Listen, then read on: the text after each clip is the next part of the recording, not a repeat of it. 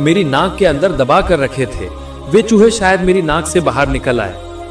हजरत नूह अलैहिस्सलाम इब्लीस की बात सुनकर हैरान हो गए। उन्होंने कहा, इब्लीस मेरी इजाजत के बिना जहाज में कैसे चढ़ा? तब हजरत नूह अलैहिस्सलाम ने इब्लीस को बुलवाया। इब्लीस उनके सामने हाजिर हुआ। उन्होंने उससे पूछा, हे इब्लीस, तुम मेरी इजाजत के बिना मेरे जहाज में कैसे चढ़े? तब इब्लीस बोला, हे अल्लाह के नबी, मैं आपके हुक्म के बिना जहाज में नहीं चढ़ा। जब आप अपने बेटे कन्हान को आखिरी बार जहाज पर चढ़ने के लिए कह रहे थे, तब उसे गाली के लहजे में कह रहे थे, चढ़ शैतान चढ़। तब मैंने आपकी उस बात को अपने लिए हुक्म मानकर जहाज पर चढ़ गया। इसलिए आप मुझे किसी भी तरह से गैर कानूनी घुसपैठिया नहीं कह सकते। हजरत नूह अलैहिस्सलाम इब्लीस की ये बात सुनकर बिल्कुल चुप हो गए। इसके बाद नूह अलैहिस्सलाम जहाज की हिफाजत के बारे में सोचने लगे।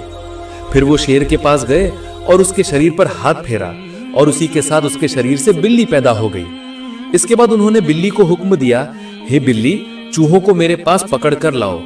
हजरत नूह अलैहिस्सलाम के हुक्म पर बिल्ली ने चूहों को पकड़ा और नूह अलैहिस्सलाम के सामने हाजिर कर दिया। चूहे नूह अलैहिस्सलाम के सामने हाजिर होकर गिड़गिड़ाने लगे और मिन्नत करते हुए बोले, हे अल्लाह के नबी, हमने इब्लीस को जहाज का एक अहम शख्स समझा था। उसने हमें जहाज काटने का हुक्म दिया था। उसके हुक्म पर ही हमने जहाज काटना शुरू किया। अब हमें अपनी गलती महसूस हो गई है, इसलिए आप हमारी गलती के लिए हमें माफ कर दें और अल्लाह के दरबार में हमारे लिए माफी की दुआ करें। हजरत नूह अलैहिस्सलाम चूहों की बात सुनकर समझ गए कि चूहों का कोई कसूर नहीं है, सारी गलती इब्लीस की थी, इसलिए उन्होंने उन्हें माफ कर दिया। इधर लगातार 40 दिनों तक आसमान से बेरोक टोक बारिश होती रही और जमीन से पानी फूटकर निकलता रहा। जब पूरी दुनिया पानी की अथाह गहराई में डूब गई, तब सिर्फ हजरत नूह अलैहिस्सलाम का जहाज एक छोटे से जलकुंभी की तरह ऊपर तैर रहा था। उस अंतहीन जलराशि के बीच और किसी चीज का कोई वजूद नहीं था।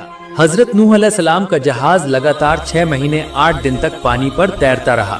उसके बाद अल्लाह ताला ने आसमान से बारिश बंद करने को कहा और जमीन को पानी निगलने को कहा।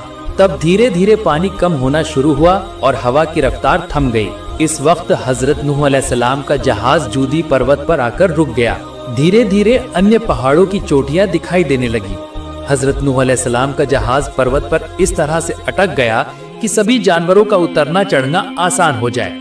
इसके बाद हजरत नूह अलैहिस्सलाम अपने उम्मतियों के साथ उस पर्वत की चोटी पर उतर गए, लेकिन उन्हें अभी तक दुनिया के हालात के बारे में कोई खबर नहीं थी।